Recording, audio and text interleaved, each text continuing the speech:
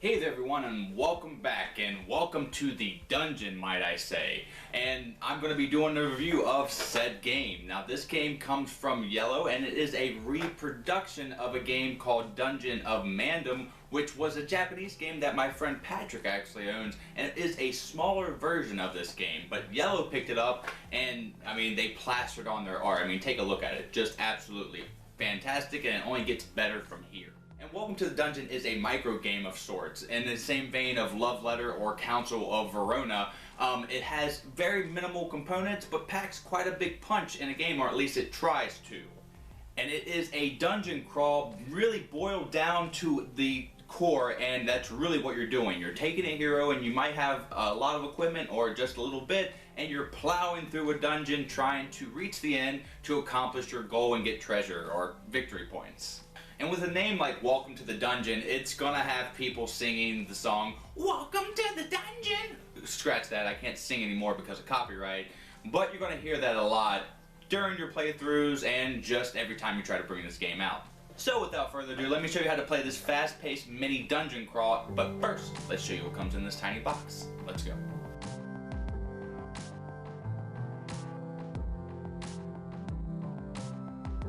Okay, so this is what comes in the box. You have your four heroes that are on these really thick cardboard components, and the ink is raised and it's really nicely done, and they all have their corresponding equipments, of course, which I'll go over in a second later in the video. You have the warrior, barbarian, mage, and the rogue. Then you have your 25 cards that are in different categories here. So the dungeon deck consists of the monsters, and of course you have the skeleton here, and it's going to show their power, it's going to show you what they're defeated by, and it's also going to show the great art that Iello does every time, one of my favorite things.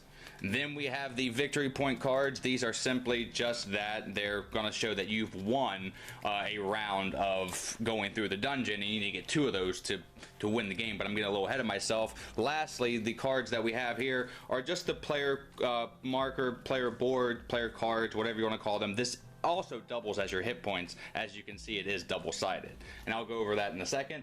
The one other thing that I do want to add is the box here. Now everything fits nicely, even when I sleeve the cards here, and I don't normally go over the boxes in the review, but I wanted to get a shout out to that because this game is just perfectly packaged and perfectly produced.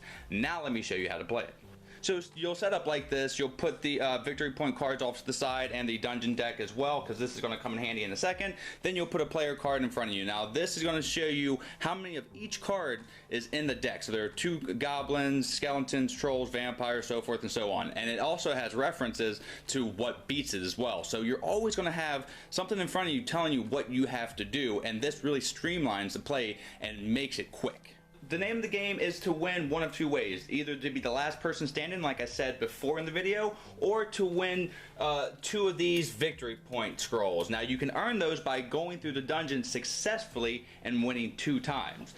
So that is the end game. How do you win these scrolls, you might ask? Well, let me tell you, on your turn you can do one of 2 things. You can either pass, which means you're out of the round, you cannot win a scroll, but you cannot be eliminated, which isn't a bad thing.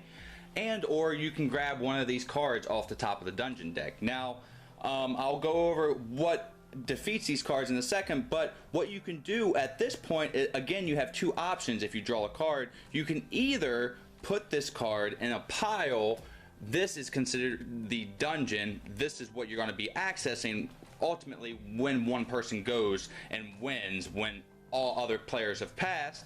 Or you can take a card and you can say, no, this one I either want to take it out because it's hard, or I just want to be mean or strategic. I would take it, put it in front of me, and this is where I have to choose one of the equipments on the current hero to take away. Now, I might want to do this because I want people to leave, or I might want to do this to try to hinder the current player that I think is going to try to push their luck, and I want them to get hurt. So it can be many different reasons why you might do this. So I'm just going to pick, let's say, the healing potion. Now this is all the equipment that is left on this hero. Now you'll continue to do this process.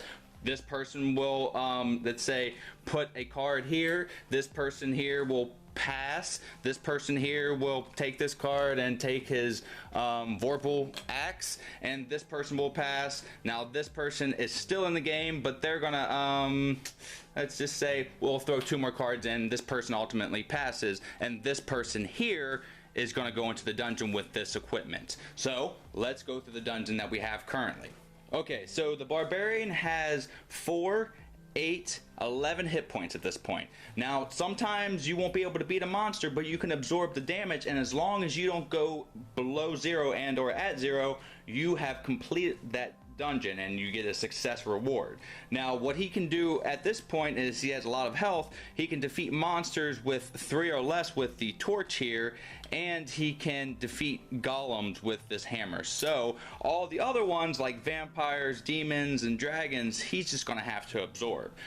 So you will take the current dungeon deck and flip the top card, and you will just resolve it. Now he has the torch, this one's gonna go away. This one right here, he also beats it with a torch. The next one is the vampire. Now he doesn't have a goblet, which is the only thing that really beats the vampire, so he's gonna take 4 damage. So you can kind of keep track however you want, but right now he has 7 damage, but only 1 more card to go. Again, people will probably put more cards in the dungeon deck. The last one here is a skeleton, and he beats it with a torch. So he is successful and is rewarded one of these tokens, and now you will this person will go to the next round, and he'll get to decide what hero that he wants to play next. Now let's say that he failed and he didn't have this torch, and these guys did all their damage to him, basically taking him down. Let's say it took him all the way down. He will then flip over his card, and he will still pick the hero like as if he were to win the dungeon, but he is 1 hit point closer to death. So you'll continue to do this process until you reach one of those victory conditions that I stated earlier, but now let me go over some of the cards to give you more of a flavor, and definitely go over the heroes. Let's get to those right now. Okay, so I'm going to start my favorite, which is the Rogue. Now, she has a little bit of difference to her, but she does have similarities when it comes to the other 3 heroes, though the Mage is quite different in my opinion. So you always have the hit points. She has 3, 8, 11 hit points, and this one here, the Cloak of Invisibility, defeats monsters with strength 6 or higher, so she can take care of the dragon and the demon, which I'm going to go over after I go over the heroes here. And the Vorpal Sword defeats one monster that you choose before entering the dungeon, so you just name one. Normally you'll know one because you're picking up cards, and it just defeats that one. Now the Healing Potion, but 2 heroes have that. Now this one is cool because when you die, you can, if you have this healing potion, you can just discard it and you'll heal back up to your hero's health. In this case, it would just be 3. So you can hopefully get to the dungeon by doing that. Her last one here is the Ring of Power. Defeat monsters with strength 2 or less. Add their total strength to your hit points, which is my favorite one. That's my favorite tile in the whole game. I just love that kind of siphoning power, and it really does help out the Rogue in the dungeon because she doesn't have a torch or anything like that. So the next one here is the Barbarian. We went over him. He has all this hit points. The hammer does defeat Golem. Now his Vorpal weapon defeats 1 monster after you draw it. So you don't have to decide. You just you defeat the dragon, and that's how he is going to defeat the dragon, because she defeats the dragon with her cloak, and the Vorpal axe is how the Barbarian does it. And he of course has a healing potion, and the torch of course defeats monsters 3 or less. Next up we have the Warrior. He has a lot of hit points, 3, 8, 11, so they're kind of balanced. And his Dragon Spear, this is the one that just outright beats the dragon. His Vorpal Sword does the same thing as the Vorpal Dagger. You have to choose a monster, and he defeats it that way. He has one of the Grails in the game, and this defeats monsters with even number strength, so that could be handy, and his Torch allows him to knock out those weenies. The next one, and the last one, is the one that it's fun, but it's all over the place. So the Mage has just as much health as anybody else, but his tiles really are kind of wonky, but I like them. This Omnipotent one here, if all monsters in the dungeon are different, you win the round, even if you die. So you'll continue to flip them after you die, but if everyone's different, you automatically just win it. That's crazy. This one here goes after the demon, and is the only one that goes after the demon. Is the pact, defeat the demon and the next monster. So hopefully you can get the dragon, the demon, out that way, because he doesn't have a way to beat a dragon. Defeat a monster, of course, with even number strength. But the last one here is polymorph. Defeat one monster you draw, then replace it with the top one on the dungeon deck. So that is a different card and could be useful. So those are the heroes. Now let me show you some of the monsters, and that's going to be really fast just so you can see their strength and what they look like. Let's go.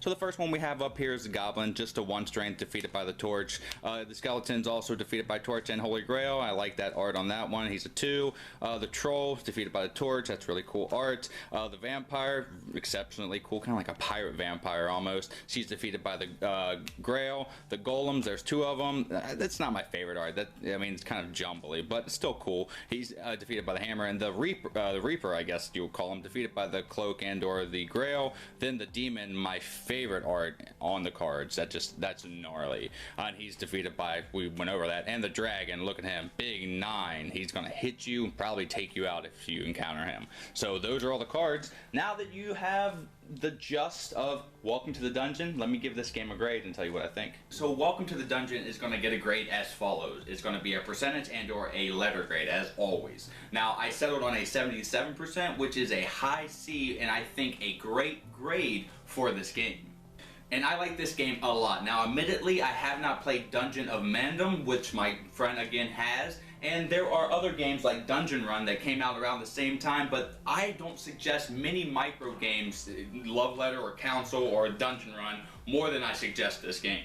And one of the main reasons I like it so much is because micro games are easy to teach and they're incredibly light. This one can start off a dungeon theme like game night perfectly, or fit into the in-between games very easily. So that's one of the reasons why I graded it so highly and I like it. The other reason is the production value. Now, it's Iello. It's gonna be good. We all know that, but can they take a micro game and make it look nice and make it a viable playing game? And yes, they can. They did it with the tiles, they did it with the cards, everything that comes in this box. I mean, you don't get much, but what you get is great. Now, the Dungeons of Mandom, I haven't seen that, so I don't know how the improvement is, but it's going to be kind of hard to beat this one. And as I mentioned before, there is a fantasy dungeon theme in this game, but it's not really heavy. The art does a great job invoking that inner dungeon crawler in you, and I think they succeed in that front. I mean, you can't do much. It's a small micro game, but they did a good job. The next thing that I want to really talk about is the game play that you'll do. Now, you can play conservative, but you're not going to win that way. You can kind of like take equipment out and pass and let other people, you know, die, but sometimes they're going to go in and win if you really play extra conservative. So in the beginning of the game, you'll be going in the dungeon and you might play a few rounds where you pass, but once you see 3 people with scrolls, like, man, I really have to go into this dungeon, and you might get yourself eliminated that way. So the strategy of play is there. It's not crazy deep in strategy, or, I mean, with the amount of players, I would say it's more strategic for a 2-player game, which I haven't really played too much of, but you know half the deck. I normally play this in a larger player game, which I think that is more tactile, and I like that better. The one thing I want to add about strategy is we found out if you just let all the equipment stay on a character, at least for the Barbarian Warrior, we haven't tested all of them, but I'm pretty sure it would work the same way, you can defeat pretty much the whole entire dungeon deck. So if the whole deck is in the middle and you have all your equipment, you don't have to worry, because I'm pretty sure we've done it a few times that you can just go in and defeat everything, which is odd, but that is incentive to, you know, taking equipment off. And that's why when you see me take equipment off, you're like, why would I do that? That's why. And player elimination is in this game, but it's super quick. And even if you get eliminated, players are involved in your turn because they want to see if you will succeed, and if they're still in the game, they want you to fail just drastically. So there's that. I like that it really brings the whole table into the game. So basically, just to sum the game up, this is a fast, fun filler, and I recommend this more often than I do some of the other fast fillers I have. So the other thing that I do want to add, this game is wide open for expansions. I would love to see more heroes, and I actually heard that Antoine Boza announced that he is in talks to bring a game called Welcome Back to the Dungeon. So we'll see if that's a standalone or if it's compatible with this one. Let's hope that it's at least compatible. That'd be so much fun. I'm excited for that. So that is all I have on the docket for Welcome to the Dungeon. It got a great grade of 77. Thank you so much for watching today's review of this tiny filler. I really do appreciate it. Please like and subscribe at the end of the video. Would appreciate that too. Until the next time that I see you, have a great rest of your day and a great time with all that you play. You heard it here on the Game Vine, and I've been Dave. I'm out. Welcome to the dungeon. Can I keep on singing this? Maybe I can and I will not get sued. Oh, please do not sue me, because I do not want to be sued. I really like this game and I want to put this video on YouTube.